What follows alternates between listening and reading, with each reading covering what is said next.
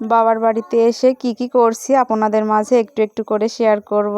আশা করি পাশেই থাকবেন, স্কিপ করবেন না। আর স্কিপ করলে একটু দেখবেন আর একটু বাদ পড়বে, ওইভাবে দেখতেও ভালো লাগবে না। আসসালামু আলাইকুম, সবাই কেমন আছেন? আলহামদুলিল্লাহ, আমি আল্লাহ তাআলার অশেষ রহমতে ভালো আছি।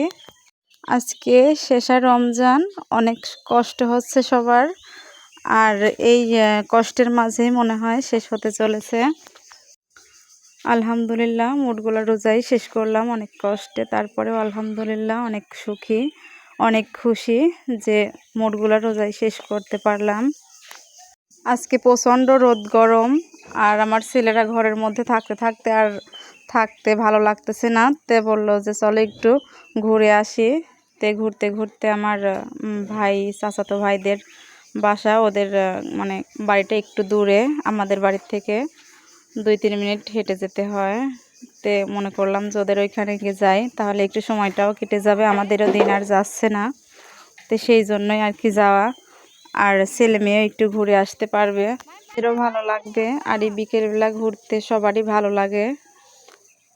আর এই একটু ঘুরতে যাওয়াতে তো আমার ছোট ছেলে মহা খুশি। সে যদি একটু বেড়ানো যায় তাহলে আর কোনো তার মুখে কোনো কথাই নেই, সে চুপচাপ করে থাকে, শুধু দেখে সব কিছু। আর এই যে এইদিকে আমার এই যে বড় ছেলে আর মেয়ে, এই যে আমার ছেলে পড়ে গেছিল, সারাদিন দুইজন দুষ্টামি করে। তে মনে করলাম যে একটু বাইরে নিয়ে যাই।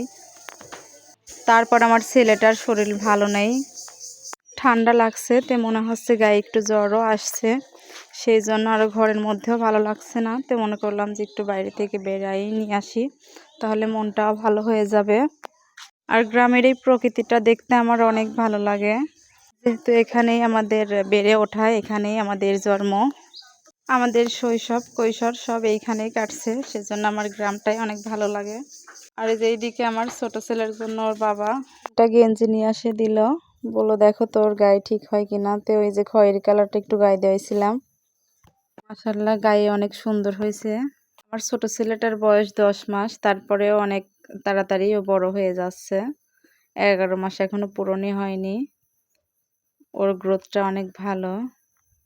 আর আমি সব কিছু চাইলেই আপনাদের মাঝে শেয়ার করতে পারি না আসলে, ওইভাবে ছেলেকে নিয়ে অনেক ঝামেলা করতে হয়। এখন এদিক ওদিক ছোটাছুটি করা শিখছে, এক জায়গায় বসায় রাখলেও এদিক ওদিক চলে যায়, ওইভাবে আসলেই কিছু করতে পারি না। তারপরেও যখন একটু ঘুম আসে তখন একটু শেয়ার করি একটু একটু করে। ওর কালকে সন্ধ্যায় বাবার বাড়িতে আসছি, এইখানে আসি একটু ফ্রি হয়েছি। তারপরেও 3টে বাবুকে তো খাওয়ানো দাওয়ানো সব কিছু আমারই করতে হয়। আর বলে না যে ঢেকি যেখানেই যাক ধান বেনেই খেতে হবে, তে আমারও তাই হয়েছে। আসলে 3টা বাবু নিয়ে যেদিক যাই সেদিকই ঝামেলার সাথেই যায়। তে আজকে এখন একটু সময় পাইলাম, সেজন্য মনে করলাম যে ছোট বাবুর এগুলা একটু শেয়ার করি। ছোট বাবুর নানি কিনে দিছে ছোট বাবুকে। আর তারপর আমিও একা, আমার 2 ভাই শুধু, আমার আর কোনো বোন নেই, সেজন্য আমার মা যাই কেনে আমার ছেলে মেয়েদের জন্য কেনে। আর সব সময় মনে করে যে আমি যেন আমার বাবার অভাবটা বুঝতে না পারি, সেই জন্য চেষ্টা করে। আসলে আমার ভাইরাও চেষ্টা করে, আমার মাও চেষ্টা করে। আমার ভাই হলো আমার বাবার পরে দ্বিতীয় ছায়া। আল্লাহ তাআলা ভালো রাখুক পৃথিবীর সকল ভাইদের। আর এই যে আমাদের পুকুর, এই পুকুরের মাঝে জড়িয়ে আছে আমাদের ছোটবেলার অনেক স্মৃতি। আমি, আমার ভাইরা, চাচাতো ভাইরা, চাচাতো বোনেরা কত আনন্দ করেছি, কত গোসল করছি এই পুকুরে। দেখলেই মনে পড়ে ছোটবেলার দিনগুলো, আসলেই অনেক সুন্দর ছিল, অনেক মধুময় ছিল। তারপরেও পুকুরে গোসল করার মজাটাই অন্যরকম ছিল, কিন্তু এখন আর ওই পরিবেশটা নেই, দেখাই যায় না পুকুরে গোসল করা।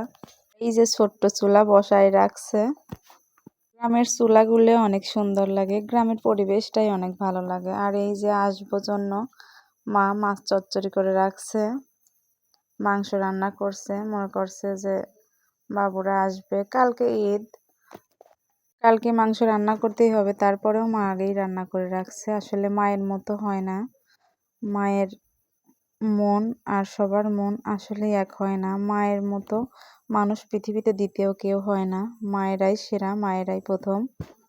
আল্লাহ তাআলা ভালো রাখুক পৃথিবীর সকল মাকে।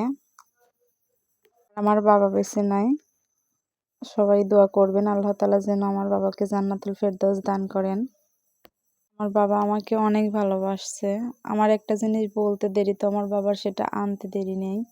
আর যখন বিদেশে থাকতো আমি শুধু বলতাম যে, "না এইটা কি ওইটা?" আমার বাবা সেটাই মেনে নিত যে আমি যেটা পছন্দ করব সেইটাই। সবসময় আমার কথাটাকে প্রাধান্য দিত। বাবা বেঁচে না থাকলে বাবার বাড়িটা আসলে এভাবে ভালো লাগে না, অনেক কষ্ট লাগে।